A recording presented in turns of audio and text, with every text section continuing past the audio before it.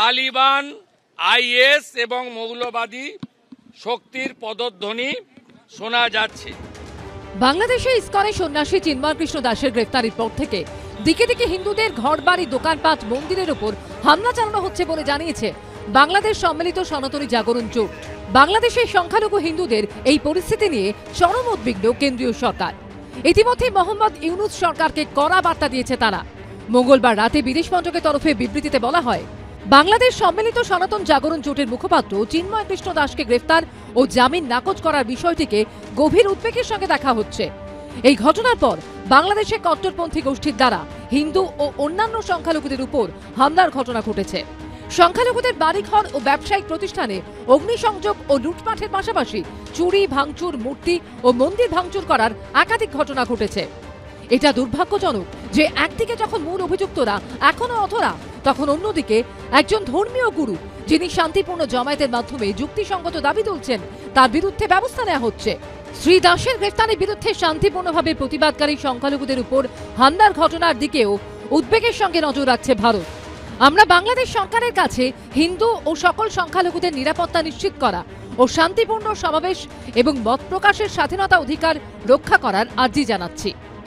जो वहाँ के कार्यकारी प्रधानमंत्री हैं वो कट्टरपंथियों की गिरफ्त में आ गए।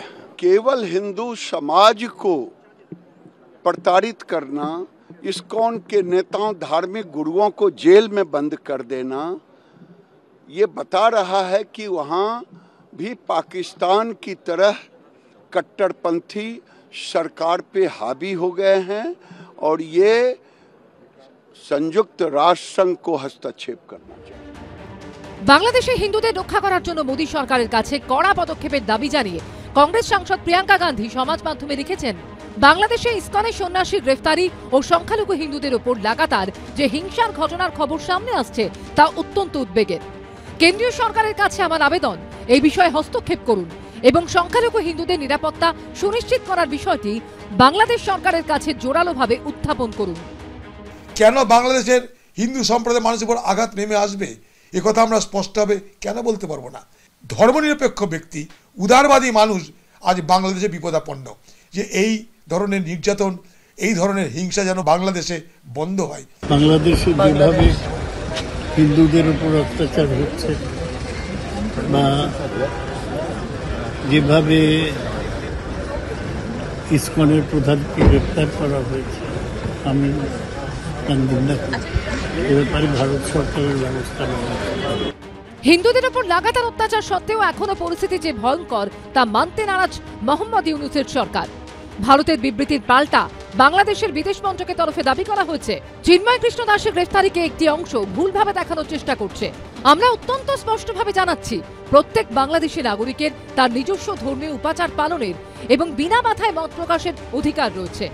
প্রত্যেক নাগরিক, বিশেষ করে ধর্মীয় সংখ্যালঘুদের নিরাপত্তা নিশ্চিত করা বাংলাদেশ সরকারের দায়িত্ব। এই বিবৃতি পাল্টা বিবৃতির মধ্যে বুধবার কলকাতায় বাংলাদেশের ডেপুটি হাই কমিশনে ডেপুটেশন দেন শুভেন্দু অধিকারী। চিন্ময় কৃষ্ণ প্রভুকে নিঃশর্ত মুক্তি, হিন্দুদের উপর আক্রমণ, মন্দির ভাঙা বন্ধ করুন, আর চিকিৎসা নেওয়ার জন্য করাচি আর লাহোরে যান, এখানে আসবেন না। যে ঘটনা ঘটেছে একেবারে সমর্থনযোগ্য নয় এবং অত্যন্ত দুর্ভাগ্যজনক এবং নিন্দনীয়। বাংলাদেশের ঘটনার প্রতিবাদে কলকাতায় ইসকন মন্দির থেকে বাংলাদেশের ডেপুটি হাই কমিশন অবধি মিছিল করে কংগ্রেস। হিন্দু জাগরণ মঞ্চের পক্ষ থেকে কৃষ্ণনগরের পোস্ট অফিস মোড় থেকে মিছিল করা হয় কালেক্টর মোড় পর্যন্ত। হিন্দু সুরক্ষা মঞ্চের ডাকে মিছিল হয় দক্ষিণ 24 পরগনার কাকদ্বীপে। বিজেন্দ্র সিংহ, প্রদ্যোৎ সরকার ও গৌতম মণ্ডলের রিপোর্ট, এবিপি আনন্দ।